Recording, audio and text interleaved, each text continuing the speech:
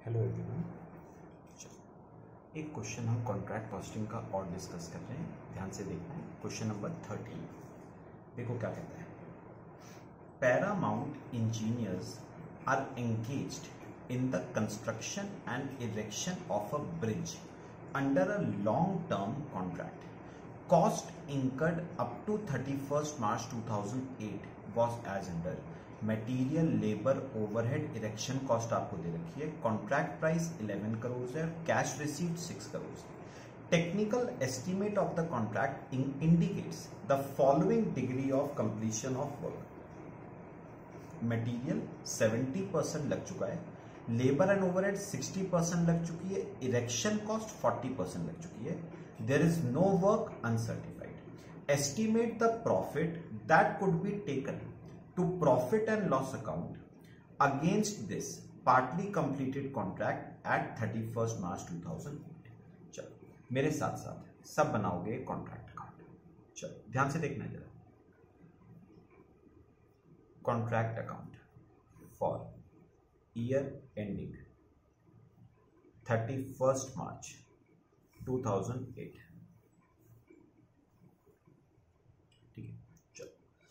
अच्छा, अब मुझे बताओ खर्चे हमने कौन कौन से लगाए। मटेरियल लगाया 280, फिगर्स इन लैक्स है।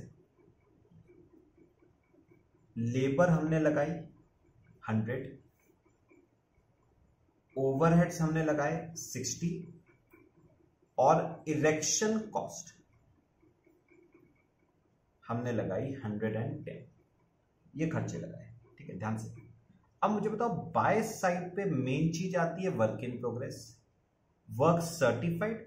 दो लाइनें छोड़ देना वर्क सर्टिफाइड के नीचे और फिर लिखना वर्क अनसर्टिफाइड। अब सुनना मेरी बात, जो मैंने आपको याद आएगा, मैंने आपको पहले बताई थी। याद करो, मैंने आपको एक बार बताई थी कि जितने भी ये खर्चे लगते हैं ना, जितने भी ये खर्चे लगते हैं, ये खर्चे दो ही चीजों पे लगते हैं।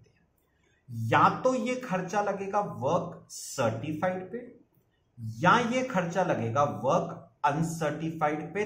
तीसरी कोई चीज नहीं है, ठीक है। अब पढ़ो सबसे लास्ट लाइन, उसने क्या कहा, there is no work uncertified. मतलब वर्क अनसर्टिफाइड तो है नहीं। इसका मतलब बताओ, मैंने कहा ये खर्चे या तो वर्क सर्टिफाइड पे लगेंगे या वर्क अनसर्टिफाइड पे, और अनसर्टिफाइड है नहीं। इसका मतलब क्या हुआ, ये खर्चा किस पे लगा है, वर्क सर्टिफाइड पे लगा है, ठीक है। अभी सुनो, अब याद करो एक बात और, मैंने क्या कहा था कि वर्क सर्टिफाइड का वैल्यूएशन हमेशा कॉन्ट्रैक्ट प्राइस पे होता है ना। अच्छा, contract price is nothing but selling price. Contract price मतलब सेलिंग प्राइस। अच्छा, सेलिंग प्राइस दो चीजों से मिलकर बनती है, क्या बताओ, कॉस्ट प्लस प्रॉफिट, है ना। तो सेलिंग प्राइस यानी कॉन्ट्रैक्ट प्राइस दो चीजों से मिलकर बनेगी, कॉस्ट प्लस प्रॉफिट। अच्छा, अब मुझे बताओ कॉस्ट कितनी लगी, एडअप करो, 280 प्लस 100 प्लस 60 प्लस 110, 550 की कॉस्ट लगी।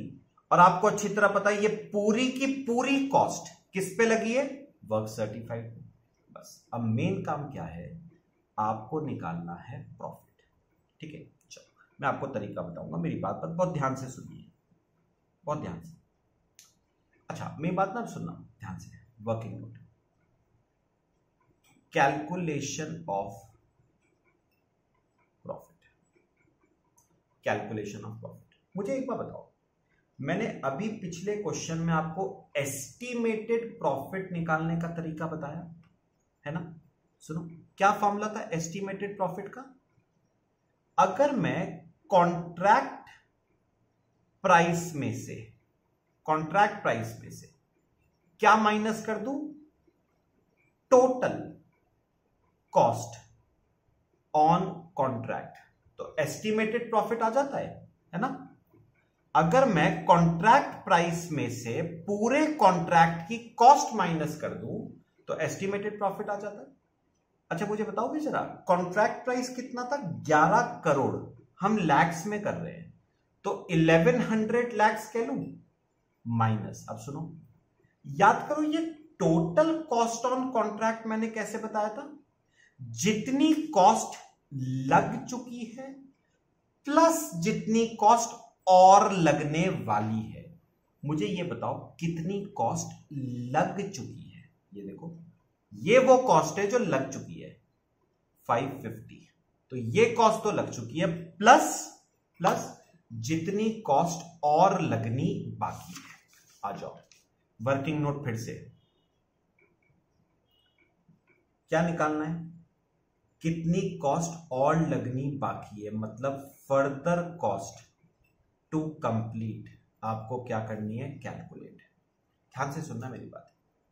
अच्छा मुझे ना एक बार बताओ, नोटिस करो आपको ना डिग्री ऑफ कंप्लीशन आपको दे रखा है, पढ़ना, the technical estimate of the contract indicates the following degrees of completion of work, material 70%।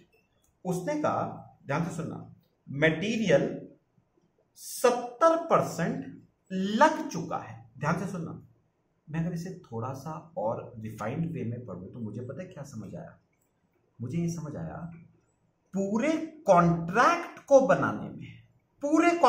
बनाने में जितना मटेरियल लगता है ना उसका 70% लग चुका है, 70% लग चुका है। और बताओगे कितने रुपए का मटेरियल लगा है, 280 लाख रुपए का मटेरियल लगा है। मतलब मैं ये कह सकता हूं कि this 280 lakh is equivalent to 70%।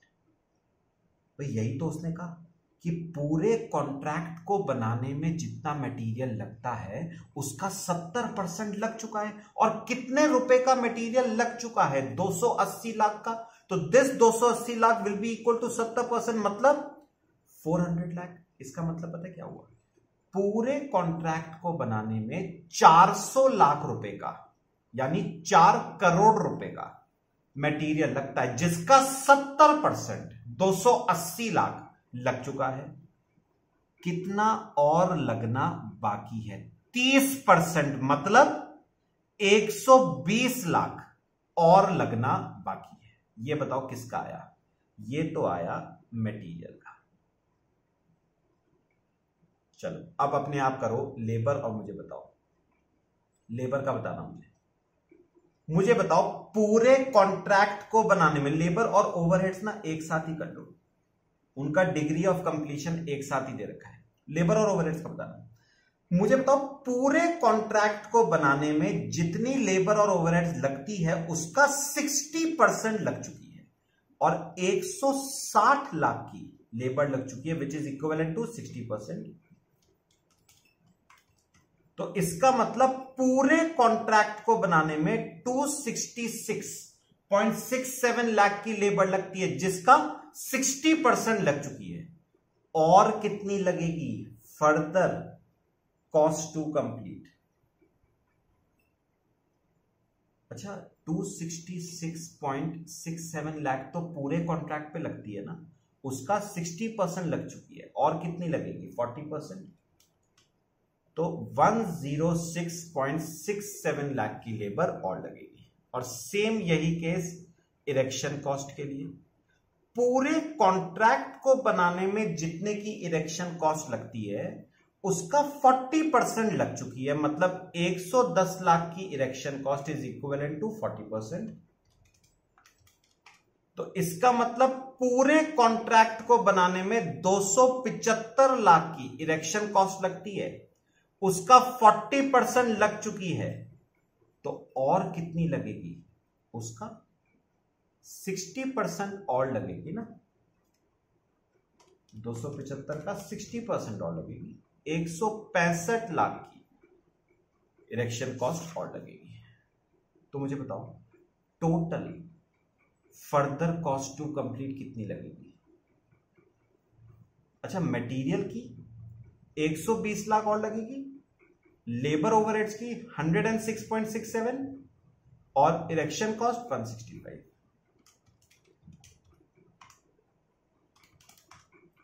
391.67 lakh की फर्दर कॉस्ट और लगेगी। 391.67 की फर्दर कॉस्ट और लगेगी, तो यहां पर रख दो 391.67 की लाख की और लगेगी। तो एस्टिमेटेड प्रॉफिट कितना आता है? 158.33। अच्छा, अब मैं आपसे पूछूंगा, क्या ये 158.33 प्रॉफिट आ गया? ये यहां पर लिख लूं? नहीं। क्यों? क्योंकि ये प्रॉफिट आया है पूरे कॉन्ट्रैक्ट का प्रॉफिट, लेकिन मुझे यहां पर जो प्रॉफिट चाहिए वो पूरे कॉन्ट्रैक्ट का नहीं, वो इस साल का चाहिए, इस साल का प्रॉफिट। चलो अब निकालते हैं 158.33 में से इस साल का प्रॉफिट कितना होगा। अच्छा सुनो, ऐसे कर सकते हो आप यूनिटरी मेथड बेसिस पे। मुझे बताओ कॉस्ट का टोटल कितना है? 550 प्लस 391.67, तो 941.67 लाख की कॉस्ट पे 158.33 का प्रॉफिट। तो 550 लाख की कॉस्ट पे, 550 लाख की कॉस्ट पे कितना प्रॉफिट? प्रोपोर्शनेटली निकाल दो ना। 92.48 का प्रॉफिट, बस ये इस साल का प्रॉफिट आ गया 92.48। तो 642.48, बस ये आपका नोशनल प्रॉफिट आ गया, वही आ जाएगा 92.48। कहां जाएगा notional profit? Costing, profit and loss. तो इस क्वेश्चन में भी हमने क्या निकाला? Estimated profit. पूछ सकता है वो आपसे अलग से एस्टिमेटेड प्रॉफिट निकालने के लिए। चलो आज के लिए 2 क्वेश्चंस काफी है, बाकी हम नेक्स्ट क्लास में डिस्कस करेंगे। Thank you.